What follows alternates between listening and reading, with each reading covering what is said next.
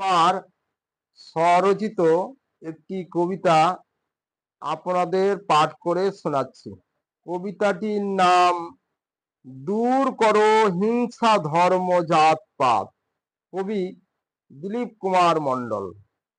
দয়া করে আমার ভিডিওগুলিতে অবশ্যই আপনারা সাবস্ক্রাইব করে দিবেন।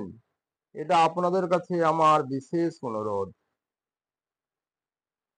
মাটির দেহ মাটির হবে ভাই, গৌরব কিসে পুড়ে হবে ছাই।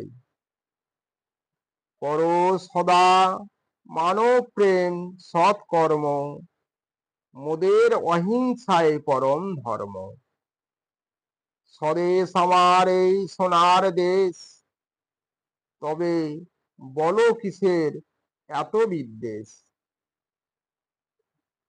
রাখো মিলিয়ে সবারে হাতে হাত, দূর করো হিংসা ধর্ম জাত পাত।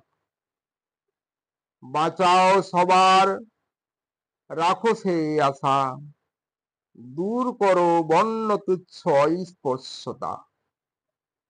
মোছাও চোখের জল সবার কান্না, দূর করো হিংসা যুদ্ধ ঘৃণা।